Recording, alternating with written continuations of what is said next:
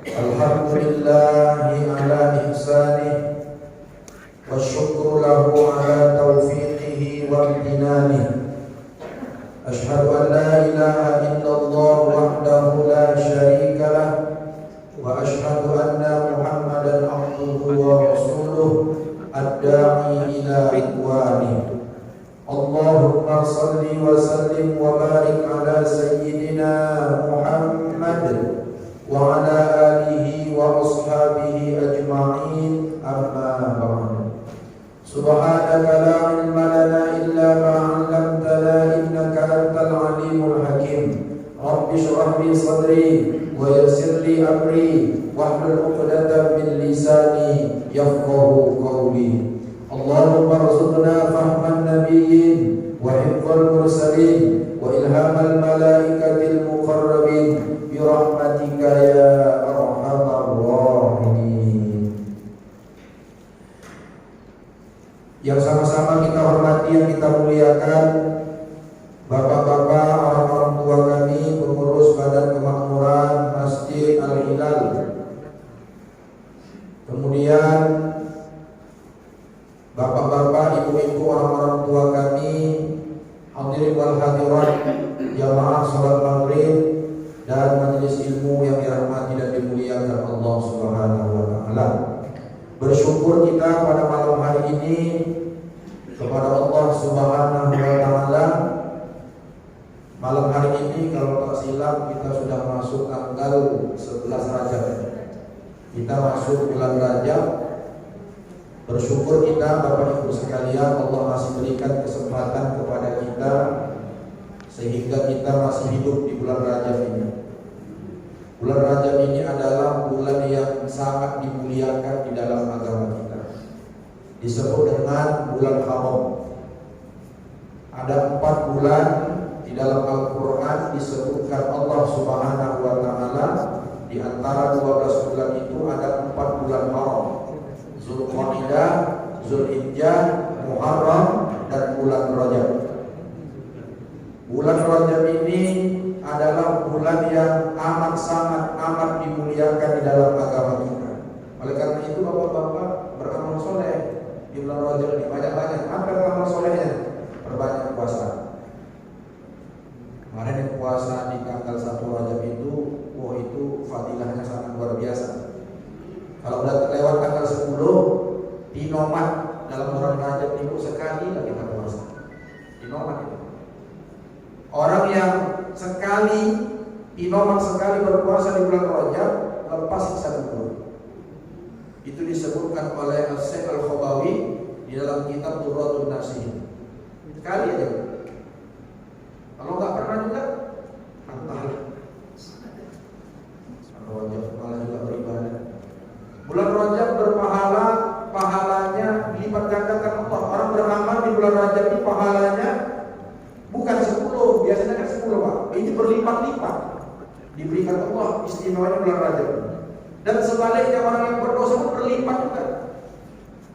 Di luar bulan haram yang 4 ini, kalau kita berbuat dosa sekali, 1 dosanya pun. Tapi di bulan Rajab, Zulqa'dah, Zulhijjah, Muharram dan Rajab ini, kalau kita berbuat dosa sama juga dosanya berlipat-lipat juga. Pilih dosa apa pilih pahala? Banyak-banyak beramal, terutama banyak-banyak berpuasa. Satu lagi itu ada amalan ringan yang sepele, sholawat.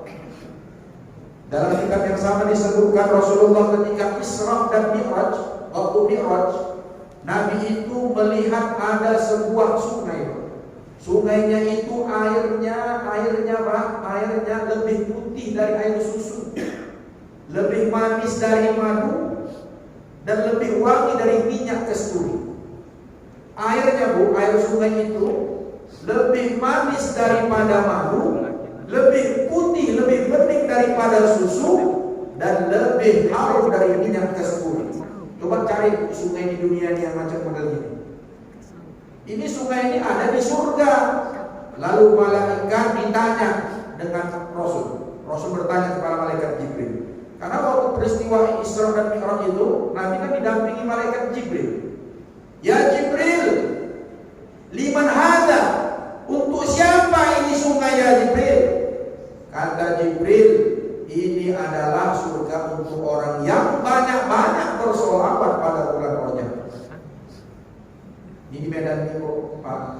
ada itu majelis taklimnya itu Darus Sofa.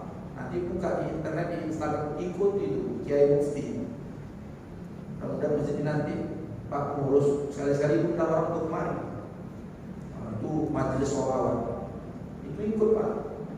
Nggak usah ngaji malam-malam gak jelas-jelas itu. Pergi awak jam 11 malam, pulang jam 2. Jikir-jikir di depan rumah orang buat keluar. Apa itu diikuti? Kiai Mufti itu diikuti. Tidak jelas. Itu beliau itu murid Habib Umar, keturunan Rasulullah yang masih hidup sekarang di Yaman. Yang intinya beramal soleh, jangan buat dosa. Ngeri bulan Rajab ini selain dia mulia bagi orang beramal, ngeri juga balasannya bagi orang yang berbuat dosa. Jangan berdosa. Baik, Bapak Ibu orang tua kami, jamaah yang dimuliakan Allah, kita sambung kajian adat kita tentang adat minum, adat makan dan minum. Ini agak ngebut sedikit ini, karena minggu depan, bulan depan rencana saya itu kan penutup bulan Ramadan, baru kita masuk adat-adat puasa Ramadan. Nah, ini kita habiskan aja. Ini agak cepat sih, nggak apa-apa ya. Kita lanjut. Adat makan yang ke-16 adalah mengambil makanan yang dekat dengan posisi duduknya.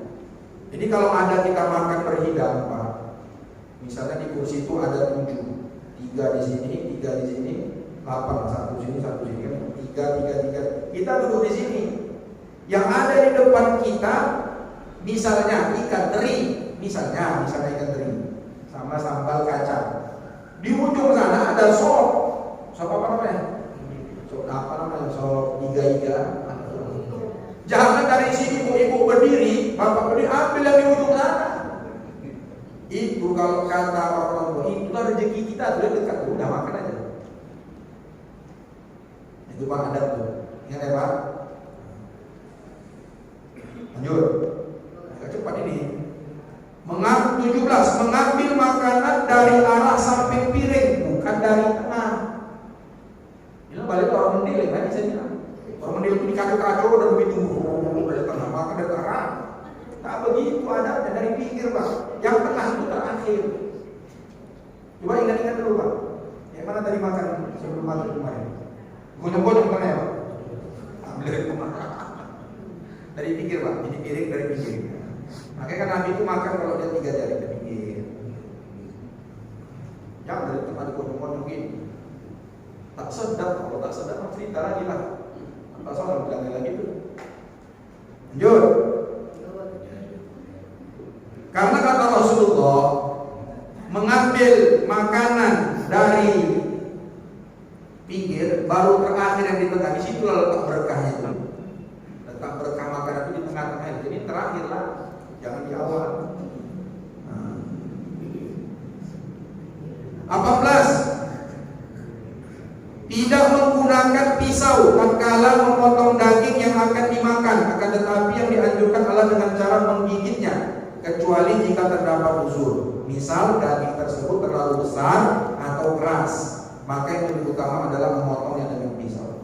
Ibu pernah makan steak yang Yusuf Mansur punya? Ini loh Bu, yang sebelum wisu di sebelah kiri. Dan Kentucky sih pernah, Bapak makan sih, kan pakai pisau tuh Bapak. Itu daging ayamnya nggak pernah ibu. Innalillahi wa inna ilaihi raji'un. Pernah ya Bu ya? Karena ibu sayang nih. Nanti ibu sayang. Itu Pak, kalau daging kan sedikit yang di situ, itu daging lembut. Jangan lagi pakai tisu, ambil pakai tangan gigit, itu yang afdol. Kecuali daging itu keras, besar, perlu dipotong pakai tisu. Di kadang-kadang garpu di tangan kanan, pisau di sebelah kiri, atau kebalik, potong, dicocok, makan. Padahal daging itu udah lembut, bisa dan kita gigit. Itu ada. Jangan macam orang Barat, kalau orang Medan, apalagi orang Amplas ya kan Pak. Makanya dulu kan orang tua kita makan itu pakai tangan, ini kan gigit, sedap kali memang. Tapi nikmat memang. Kadang-kadang kalau tak mandi pakai pisau melompat air bukan Pak. Lompat malu loh. Jadi hindari dengan pisau itu. Ini anak muda nih kalau berjalan sama pacar kayak gaya lah. Apalagi kalau makan bakso baru pakai sendok kau, karena ada kuahnya. Oh, gua ambil gini. Ya, lanjut. 19. Membersihkan sisa makanan yang terdapat di piringnya dengan menggunakan jari-jarinya sampai bersih, supaya piring tersebut beristighfar untuknya. Oh, piring bisa beristighfar kepada kita, mohon ampun kepada kita. Bagaimana caranya? Kalau ada sisa makanan, bersihkan pakai tangan. Nah, masukkan ke plastik ya Bu. Nah, dibersihkan itu. Kalau kita bersihkan makan itu pakai tangan, kita masukkan ke plastik atau kemana, maka piring itu akan beristighfar mohon ampun kepada kita. Dan 20. Mengucapkan rasa syukur terima kasih kepada yang telah memasak atau menghidangkan makanan. Bapak, kalau ibu masak, ucapkan terima kasih. Ibu, mama, bunda, terima kasih yang makan hari ini. Enak banget. Pernah ibu dibilangin sama bapak? Aduh, pulang dari sini Pak, bilang sama istri dari rumah kalau habis makan bilang terima kasih. Enak kan enak, bilang terima kasih Pak. Udah. Hah? Ada lagi? Oh yang ada lah. Atau misalnya menantu kita tinggal di rumah, dimasakkannya.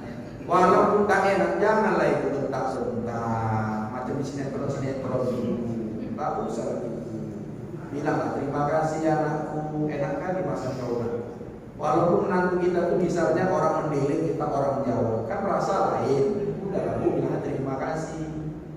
Ini gara-gara suku ganggu aja. Ya. Lanjut. Bilang terima kasih.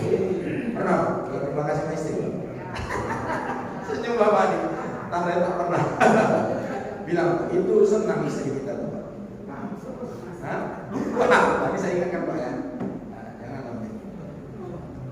21. Tidak makan suatu makanan yang masih panas karena tidak ada keberkahan di dalamnya. Ini terbalik pula kita. Kita suka makanan panas-panas, kalau nggak panas nggak mau, makanya sakit gula aja. Jadi jangan panas. Bahkan di adab berikutnya nanti, kalau masakan itu panas, jangan diungkus, makruh kalau diungkus. Biarkan agak dingin sedikit. Dingin sendiri, bukan karena diungkus-ungkus. Sama juga nanti minum dulu Pak. Kalau minum itu diungkus-ungkus, manis itu panas. Kita tembus Pak. Apalagi anak kita mau buru-buru. Jangan diungkus Pak.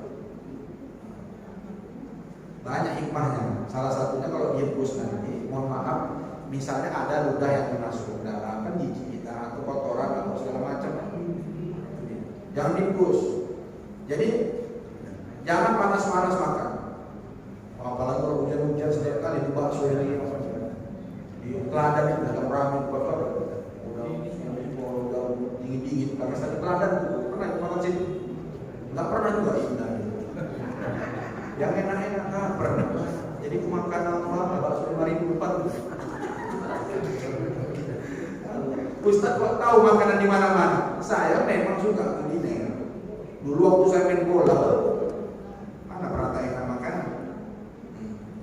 Dah, kita lanjut. 22.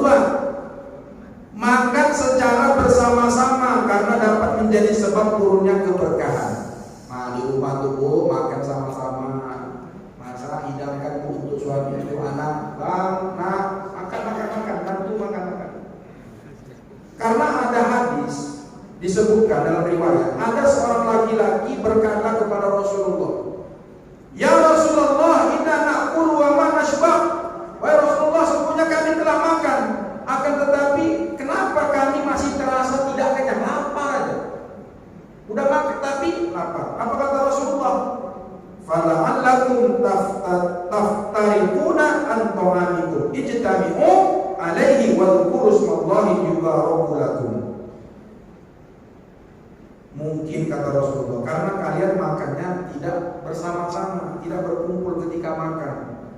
Oleh karena itu berkumpullah kalian ketika makan dan bacalah bismillah, niscaya kalian akan diberikan keberkahan. Bu, coba ibu rasakan. Mana nikmatnya makan sendiri dengan makan rame-rame? Makan rame-rame sedikit cepat kenyang kan Pak? Makan sendiri kadang 3 kali tanggung tak kenyang-kenyang. Memang gitu kata Rasulullah. Makan rame-rame itu cepat kenyang. Jadi makan rame-rame. 23 mengajak teman tatkala makan, tidak makan sendiri. Ini baru tanggal 1, ya kan Bu, udah gajian tadi kan? Jangan bapak makan sendiri, kawan sekantor itu ditraktir lapang. Jangan udah ditraktir aja, wa inna lillah. Ada orang model gitu Pak, pinginnya ditraktir aja. Ya Allah, apakah dimanimpul ya? Traktir kawan kita makan aja, yuk.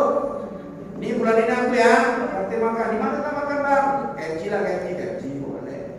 Traktir kawan makan, jangan makan sendiri.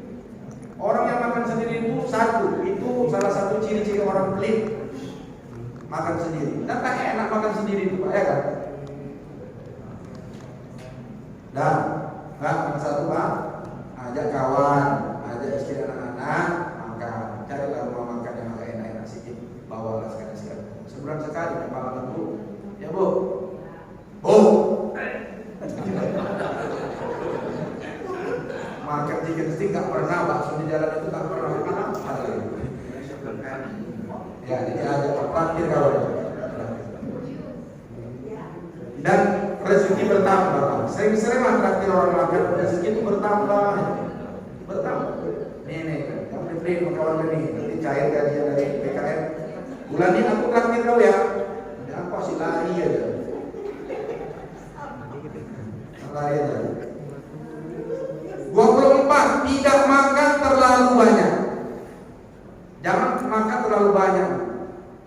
Kata Nabi maksimal sepertiga ukuran perut kita. Ini kadang-kadang udah masih juga makan. Itu tanda dikasih Allah stop lah, sudah kenyang itu itu. Ya Bu, jangan terlalu banyak. Kemudian yang ke-25, mencuci tangan sebelum dan sesudah makan. Jadi mencuci tangan sebelum dan sesudah makan itu ajaran agama Islam. Apa manfaatnya mencuci tangan sebelum dan setelah makan? Satu, kata Rasulullah, orang yang mencuci tangan sebelum makan, dia dapat menangkal kemiskinan. Dan mencuci tangan setelah makan dapat menangkal penyakit gila. Jadi jangan pakai tisu Ibu. Cuci tangan, jangan pakai tisu. Itu orang barat. Tisu. Apa tadi? Garpu. Tisu itu boleh untuk melap, cuci tangan lap. Tapi jangan pula paten. Kadang-kadang masih bernasi berminyak, pakai tisu ditaruh, pakai cuci itu pakai apa? Air mata, cuci tangan.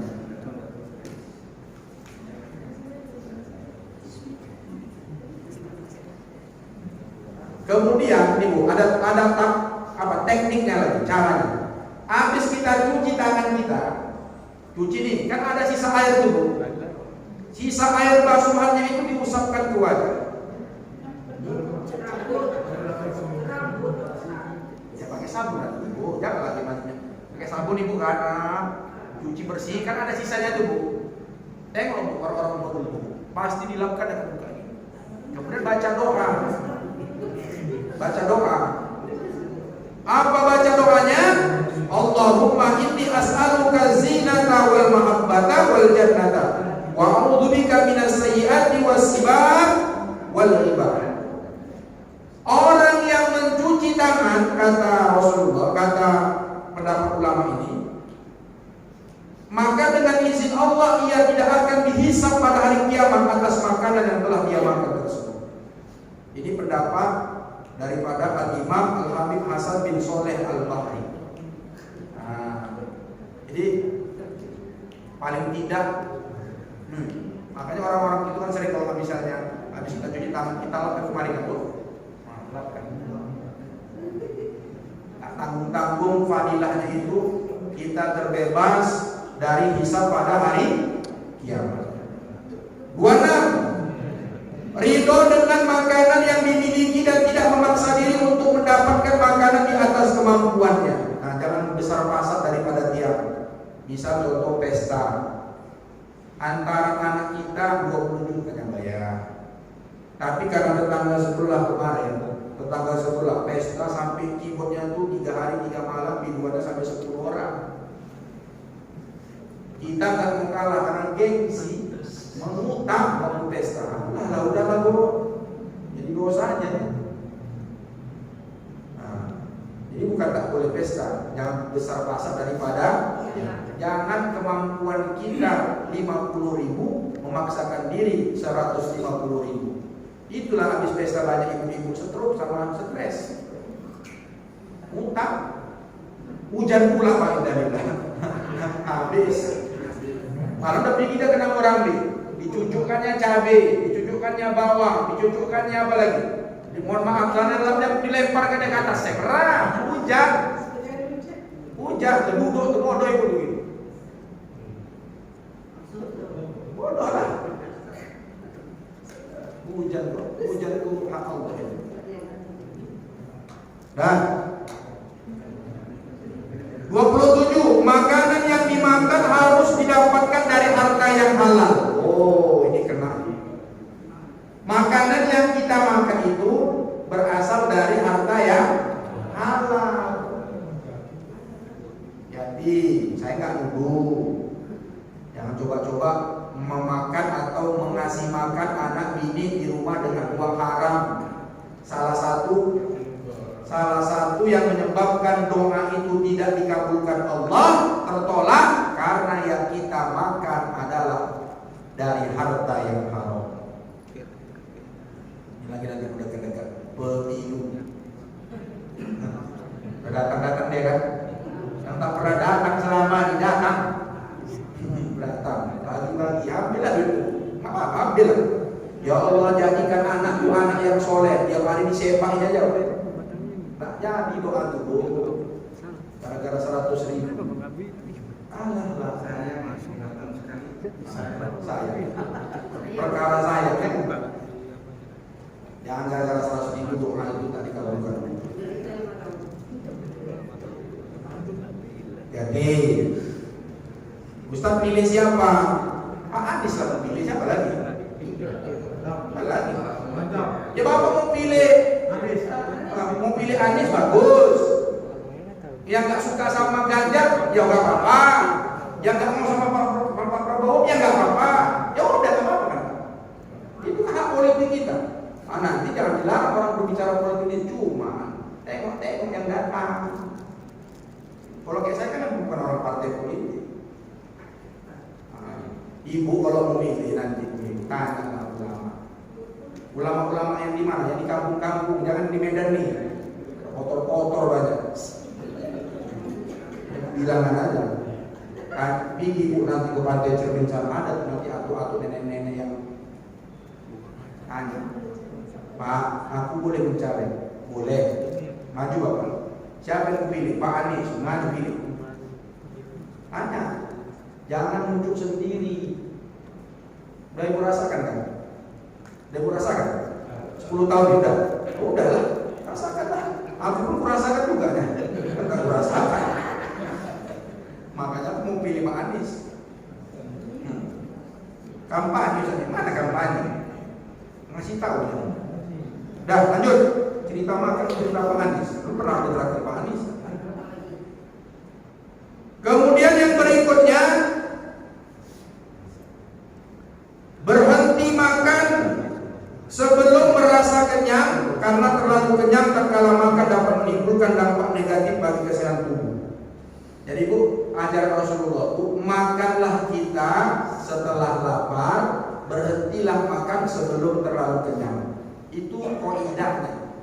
Makan setelah lapar, berhenti sebelum terlalu kenyang. Itu saya berkata, tanggung Ustaz, makan tanggung Ustaz. Buahnya belum, 100 kali ada Bapak. Jadi sikit lah makan. Bu, orang yang banyak makan, terlalu banyak makan, malas beribadah. Kan Pak, habis makan apa? Tapi kalau ibu makan 3-4 suap aja Pak, badan itu sehat, gak ngantuk, gak lemes. Bukan makan banyak makin kuat, lemes Bu. Udahlah, ikut aja anjuran Rasul. Ini kadang-kadang nasinya sampai segini. Hebat kali nasinya. Ya Pak, lanjut. Kemudian yang ke-29, setelah selesai makan maka dianjurkan untuk menggunakan tusuk gigi agar dapat membersihkan sisa makanan yang terdapat di antara sela-sela gigi dan membuang sisa makanan yang telah dikeluarkan dengan tusuk gigi tersebut. Habis makan Pak, Bu, karena ada itu di rumah makan Bu, atau di rumah kita ada tusuk gigi kan Pak. Nah, kalau ada yang ganjal-ganjal dicongkel, maksudnya bukan dicongkel gitu, belum gigi Ibu. Di sela-selain aja dikeluarkan. Cuma gini Pak, coba perhatikan. Kalau kita menggunakan tusuk gigi, sisa makanan yang ada di antara sela-sela gigi kita ini, itu yang bagusnya makan itu dibuang. Tapi kalau kita dengan lidah, kita gini-gini kan, dengan lidah lebih bagus ditelan. Nah, kalau pakai tusuk gigi, belum pernah Bapak dengar nih kan? Iya, karena di kitabnya memang ada. Makanya saya senang dengan kitab ini. Kalau kita congkel pakai tusuk gigi Pak, lebih bagus makan itu dibuang. Tapi kalau kita dengan lidah, lebih bagus itu ditelan. Apa faedahnya? Allah Allah, ikuti aja lah.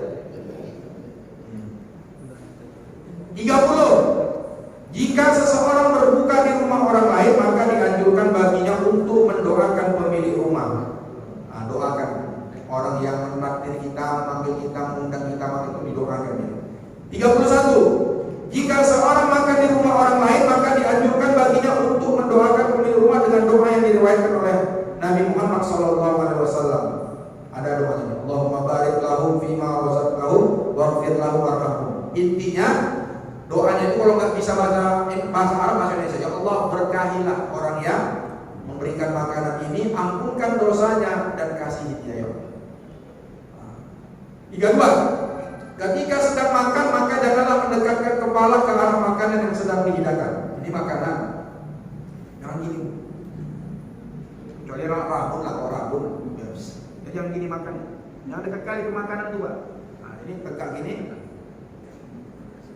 33. Tidak memandang kepada makanan yang dimakan oleh temannya. Ada kawan kita makan sebelah, waktu dia mau makan itu jangan ditengok Pak. Jangan ditengok. Tengok aja makan sendiri.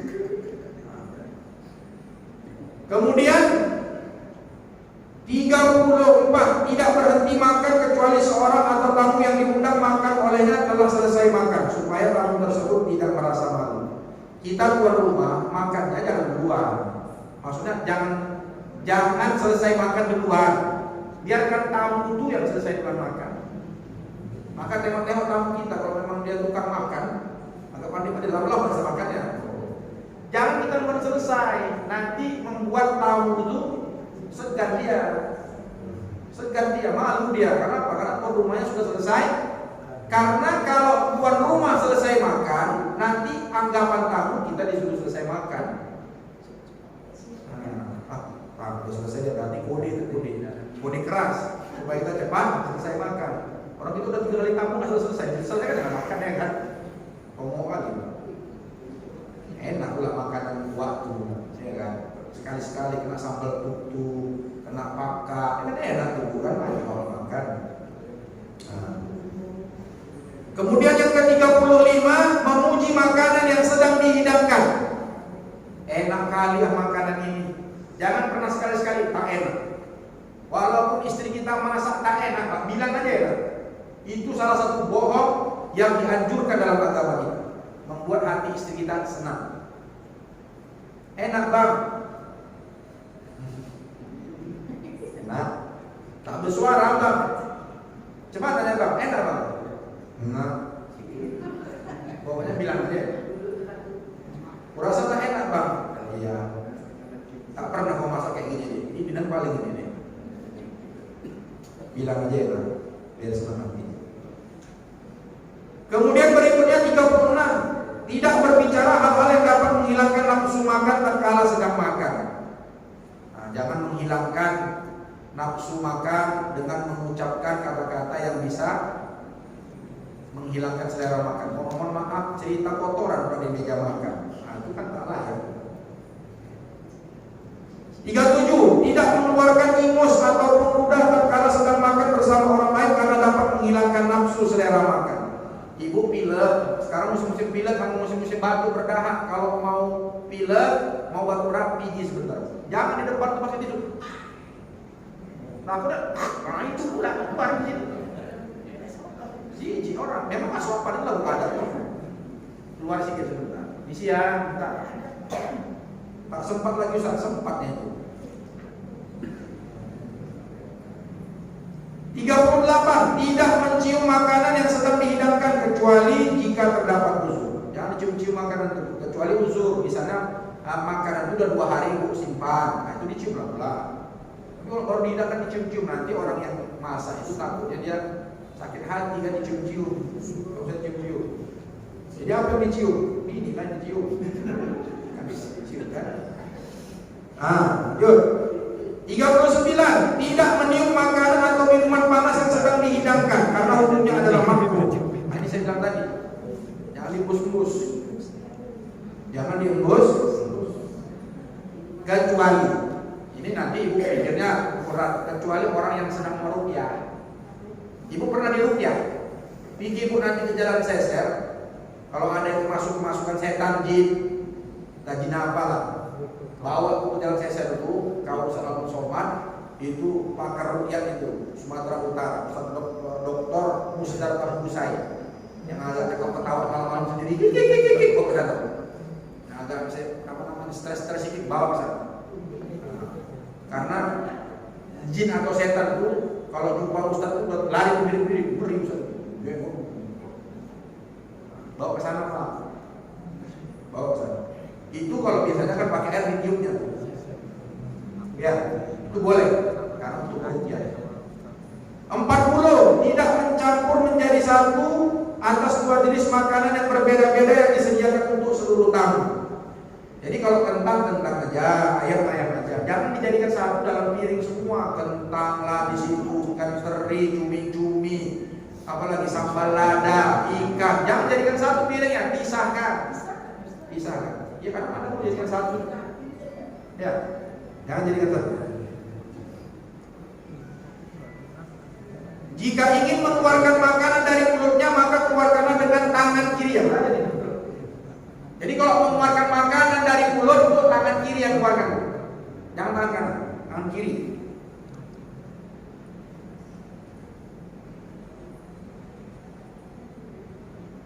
Terakhir, ini masih banyak lagi tentang duduk waktu makan. Nah ini yang paling penting. Jangan salah anggapan. Saya mau praktekkan bagaimana cara makan ketika duduk. Ini terakhir Pak, karena yang ada sekitar 5 lagi itu tak terlalu. Jadi kalau kita ibu bapak makan di lantai, dulu kan kita makan di lantai pakai tikar. Sekarang hanya pakai meja makan itu. Jadi cara duduknya kalau kita di lantai ini, cara makannya itu ada 3 cara duduknya. Nanti kalau misalnya lupa buka YouTube saya ibu. Yang pertama duduknya 2 kaki kita ini bertumpu di pantat. Gini dulu. Ini cara makan. Nah, ini bu, Pak. Ya, ini. Nah, kalau enggak begini. Nah, ini Pak. Ini duduk pertama. Yang kedua, kaki satu di kirinya ini yang didudukkan, di kakinya gini. Jangan bapak sekali-kali bilang gak sopan duduk kayak gini. Bapak yang tak tahu. Ini banyak orang nyalahin sama tablik pakai gini gak sopan. Kalau gak sopan, ini Rasulullah yang ngajarkan. Makanya ngaji, jangan nyalahin orang. Kan banyak orang bilang gak sopan. Yang gak sopan beginilah, jongkok ini baru gak sopan. Orang berak. Ustaz gak biasa, ya biasakan Bapak. Namanya orang ajaran Rasulullah ini. Pernah nengok zaman tablik makan kan? Nah, memang gini namanya. Pernah kan? Ya memang gini namanya. Nah, yang ketiga duduk tawarruk. Tengok dulu Bu, nenek-nenek kita di kampung makannya kayak mana? Gini kan? Iya, nenek saya di kampung Pulau Rampas tuh makan gini dia. Berapa tahun umur ya? 100 tahun baru meninggal. Sehat dia makan gini. Yang ketiga duduk tawarruk. Nah, duduk tawarruk itu ya duduk macam tasawuf akhir. Nah, ini kan. Ini nggak ada, Pak. Ini nggak ada. Tapi kalau udah terbiasa gini, ya gini. Tapi nggak tahu juga lah kita kenapa sakit lambung, kenapa? Mungkin karena makan lagi ini kali Pak. Tapi orang ini itu sehat makan. Ini. 3 dilakuin aja kalau Rasul. Praktekkan nanti pulang ke rumah, gelar pakai tikar Bu, duduknya kayak gitu. Bukan tak sopan, itulah yang paling sopan. Nah. Dah, Bapak Ibu yang lain dimuliakan Allah. Selesai. Ada makan. Jadi nanti Bu, ini kan mau bulan puasa. Itu kan sering buka puasa bersama. Sering kan di rumah pakai tikar kan Bu. Aduh, paling tidak duduknya itu lah. Duduknya dibaguskan. Ya Bu. Ya Pak. Insya Allah. Amalkan Abu ngaji ini yang penting diamalkan. Allah alam bisawab. Mungkin nanti adab minum itu kita campur aja nanti waktu pertemuan sebelum Ramadan tentang adab-adab menyambut puasa Allah alam bisawab. Terima kasih. Mungkin ada pertanyaan di sana sini, kami persilakan kepada bapak-bapak dan orang-orang kami. Terima kasih. Ada Ustaz. Ya Pak. Karena masalah sikap tadi ini yang ditanyakan dari mulai 20 sampai. Yang pertama masalah makan, duduk di meja makan. Maksudnya supaya relevan kita ini dengan yang sekarang. Di meja makan ini kan sekarang bisa berputar. Kan bukan harus berputar kita tidak. Kan bisa kita. Mereka bisa. Kedua, masalah makan pakai alat. Pisau dan garpu. Kalau kita makan bistik, saya kadang-kadang ada juga lakukan ngomong. Kalau bistik itu kan nggak ada bukan. Jadi bistik ini biasanya awalnya kan kambing. Jadi kalau kita pesan bistik, lantas kita pakai tangan, pakai nasi, orang pasti lewat kita semua. Pasti kita orang lewat kita semua itu. Kami tuh kampung kata. Jadi maksud saya, itu yang saya relevan ini. Maksudnya, apa nggak boleh kita potong pakai garpu makan kentang yang apa itu? Makanan bistik itu dia. Ada kawan saya namanya Lantur Ramus. Orang Jawa Timur. Dipesan di hotel dia pesan. Bistik. Pakai tangannya. Bukan. Dikasihlah bistik ini sama kentang. Mana dia? Loh, mana nasinya? Kasih nasi. Nah, makan kata Ustaz itu bistik tadi itu pakai mulut, pakai nasi. Orang yang juga semua masuk saya bukan apa bagus tadi, cuma relevan lah ya. Yang ketiga, masalah kita makan cuci tangan. Cuci tangan itu biasa kalau kita cuci tangan, mulut aja gitu.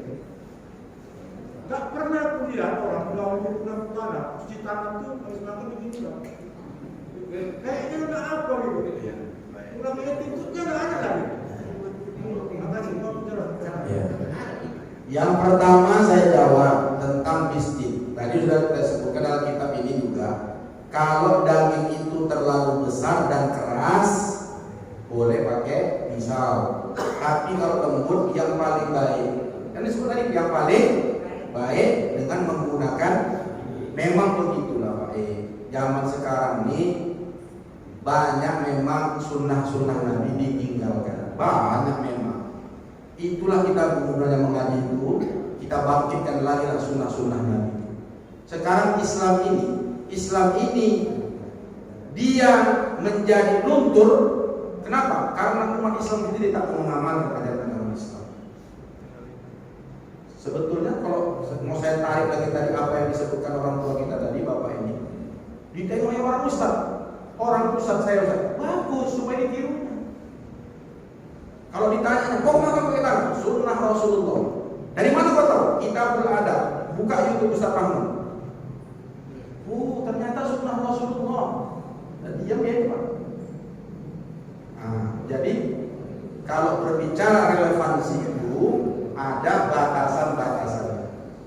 Tapi kalau kita memang terbiasa makan pakai pisau, memang kita tinggal di Jerman berpuluhan tahun.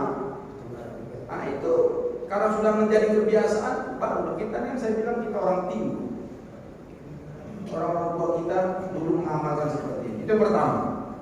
Yang kedua, meja berputar tadi. Dengan Pak berputar. Yang saya bilang tadi, dia duduk di sini, ya mejanya tadi tak berputar lah. Dia di sini yang jauh sana diambil, itu tidak beradab namanya. Tapi kalau bisa berputar, itulah yang dapat cerita. Nah, itu kalau itu bisa masuk dia, bisa berputar dia. Tapi berapa lah piring awal bisa berputar meja di rumah? Ya kan itu. Jadi kemudian yang ketiga, Pak,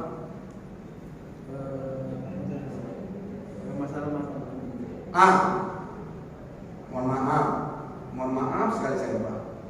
Belum pernah Ustaz saya jumpai orang makan sama kayak gitu. Banyak-banyaklah duduk dengan zaman tabligh. Banyak-banyak duduk dengan zaman tabligh. Nah, kalau zaman tabligh itu, ya saya bilang tadi kalau nggak terbiasa, kafir zaman tabligh itu Pak. Ada orang zaman tabligh sini, mukanya memang.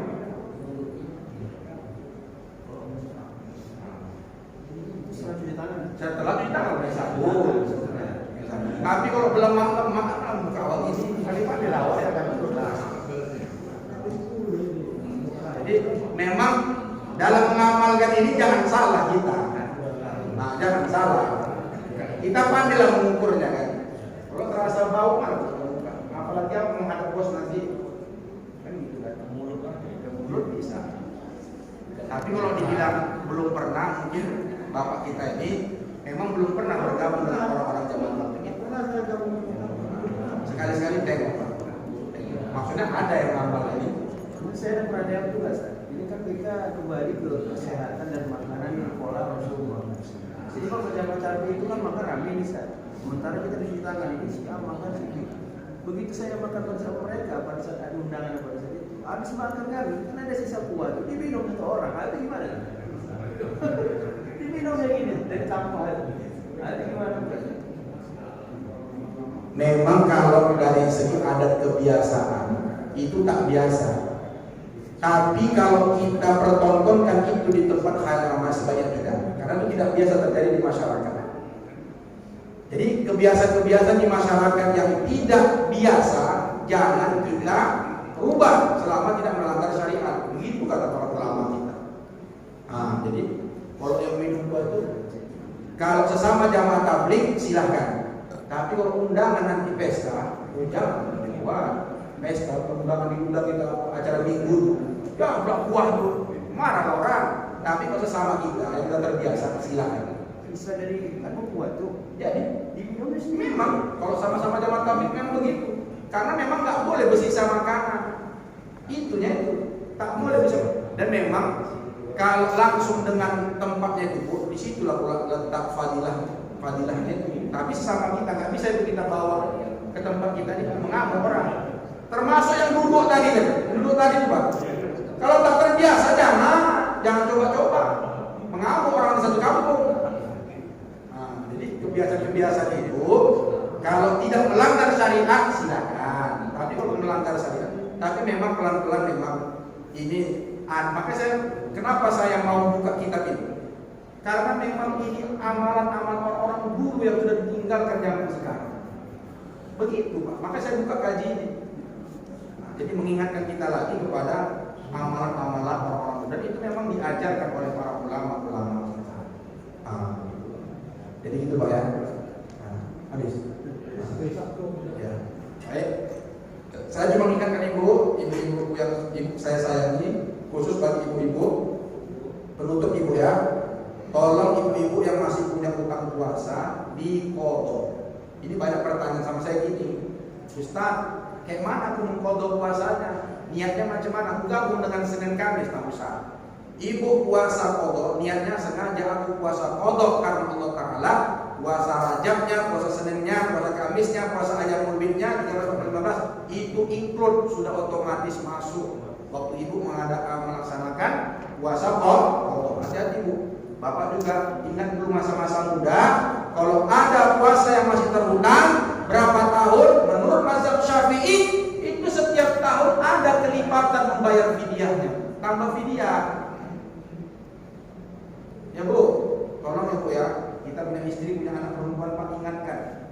Yang punya hutang itu ganti-ganti. Dan memang Siti Aisyah itu dalam sebuah riwayat di bulan Rajab bila dan Sya'ban beliau mengganti puasa-puasanya. Nah, jadi ganti. Ingat dulu waktu gadis-gadis dulu, diingat-ingat, ada nggak dulu pernah tinggal puasa kemudian diqodho? Ya Bu, diqodho. Itu aja saya ingatkan aja. Sebelum nanti kita masuk bulan suci Ramadan, mudah-mudahan Allah Subhanahu wa taala panjangkan umur kita. Amin ya rabbal alamin. Bismillahirrahmanirrahim. Alhamdulillahi rabbil alamin. Wassalatu wassalamu ala asyrafil anbiya'i wal mursalin wa ala alihi wa ashabihi ajma'in. Allahumma ij'al jam'ana hadha jam'an marhuma wa tafarruqana min ba'dihi tafarruqan ma'suma.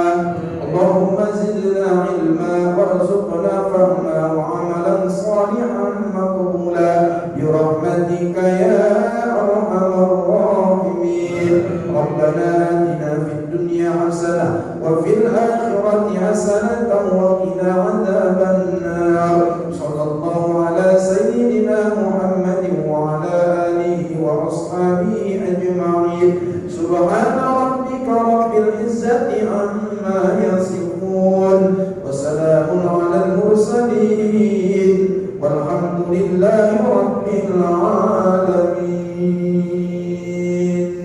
Taqabbalallahu minkum.